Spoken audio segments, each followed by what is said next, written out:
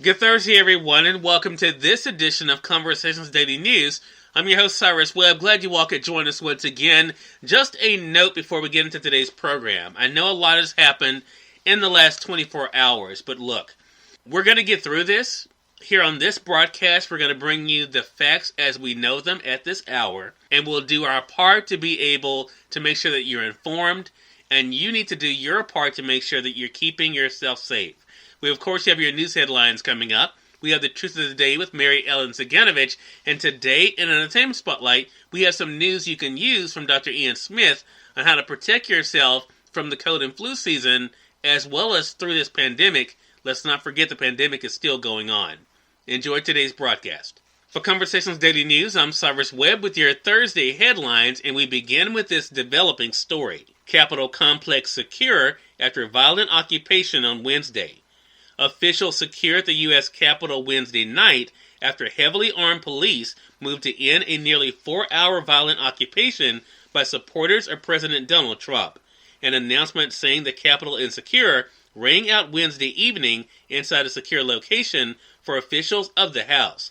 Lawmakers applauded. The occupation interrupted Congress Electoral College count that formalizes President-elect Joe Biden's upcoming inauguration on January the 20th.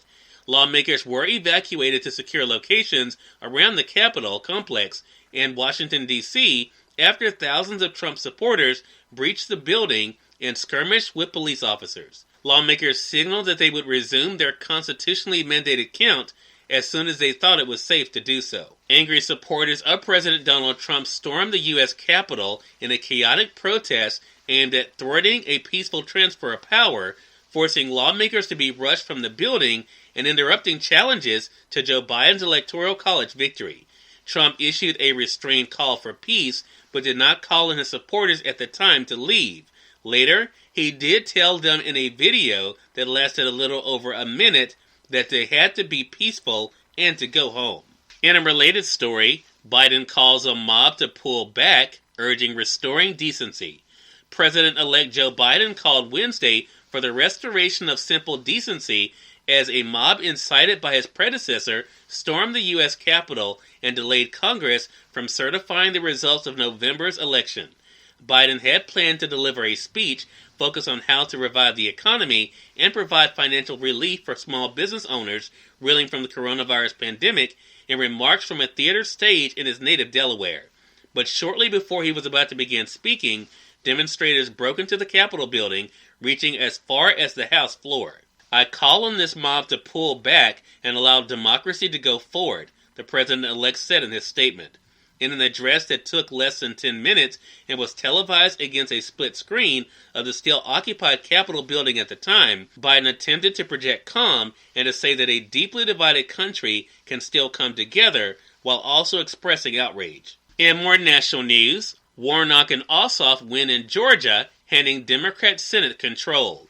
Democrats won both Georgia's Senate seats and with them the U.S. Senate majority as final votes were counted Wednesday, serving President Donald Trump a stunning defeat in his turbulent final days in office while dramatically improving the fate of President-elect Joe Biden's progressive agenda. John Ossoff and Raphael Warnock, Democratic challengers who represented the diversity of their party's evolving coalition, defeated the Republicans 2 months after Biden became the first Democratic presidential candidate to carry the state of Georgia since 1992. This week's elections were expected to mark the formal finale to the 2020 election season, although the Democrats' resounding success was overshadowed by the chaos and violence in Washington. In business news, stocks rallied despite protests in D.C. on hopes for stimulus. Wall Street rallied on Wednesday on expectations of more stimulus for the economy, though the enthusiasm was dampened by the chaotic scenes in the nation's capital. The S&P 500 rose 21 points to 3,748. The Dow gained 438 points, or 1.4%, to close at 30,829. In Mississippi news, COVID-19 in Mississippi surpassed 5,000 COVID-19 related deaths on Wednesday. The Mississippi State Department of Health reported 2,791 new COVID-19 cases and 38 additional deaths on Wednesday. There have now been in Mississippi alone 228,235 COVID-19 cases and 5,013 coronavirus-related deaths in the state since March. And finally, in entertainment news, Dr. Dre recovering well after being admitted into the hospital. Dr. Dre says he will be back home soon after the music mogul received medical treatment at a Los Angeles hospital for reported brain aneurysm. The rapper and producer said in a social media post Tuesday night that he's thankful for the well wishes. TMZ reported that he suffered a brain aneurysm on Monday and was recovering at Cedars-Sinai Medical Center. "I'm doing great and getting excellent care from my medical team," he said. "I will be out of the hospital and back home soon. Shout out to all the great medical professionals at Cedar. One love." His representative has not immediately responded to an email from the Associated Press for an additional comment. Cyrus Webb, Conversations Daily News. It's now time for the Truth of the Day with Mary Ellen Ciganovich. Mary Ellen, it's all yours. Hi, this is Mary Ellen with your Truth of the Day. Service to others is a beautiful thing. First, like any other spiritual principle, in order to give to others, you must be able to give to yourself. The more you give to yourself, the more you have to give to the other people in your life. Your world reflects the relationship you have with yourself. When you have a fulfilling relationship with yourself, you can serve others from a place of wholeness and purpose. Fill yourself with peace, joy, and fulfillment. Now you are better able to serve others with empathy and compassion. You are able to give from your heart as your sense of fulfillment grows. Today, develop your own sense of joy, purpose, and fulfillment so you can become better able to serve others. And always enjoy your day. It's time for today's Entertainment Spotlight featuring Dr. Ian Smith, right here on Conversations Daily News. For Conversations Daily News, I'm Cyrus Webb with the Entertainment Spotlight. Dr. Ian Smith joined me recently on Conversations Live, the radio show, to share some practical tips that all of us can use as we're combating not only COVID-19, but also cold and flu season. Here's a bit of our conversation. Dr. Ian, thank you so much again for the time. Really appreciate it. Cyrus, always good to be with you. Thank you.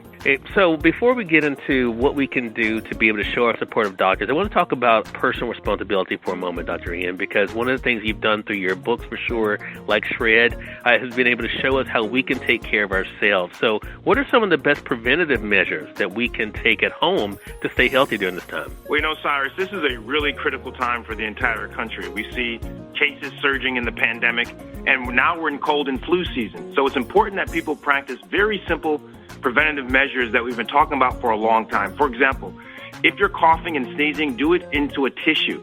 If you don't have a tissue nearby, make sure you're doing it into the inside of your elbow to prevent the spreading of germs. Also, washing your hands is so critical.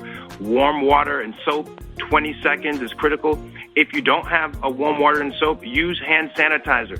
But these are methods that we know can help spread disease, and it takes all of us to do it. And people are going to have cold and flu symptoms this time of year. Things like cough, chest congestion, fever, headache, even a sore throat.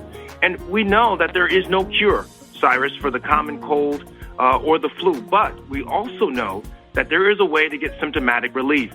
There are over-the-counter medications people can get, things like Mucinex DM 12-hour. These kind of products can help relieve your chest congestion. It can help control your cough. It can loosen the mucus and thin it out that's been giving you problems. Up for 12 hours. So people should use these medications, make sure they use them as prescribed by the manufacturer. It's on the box or on the bottle.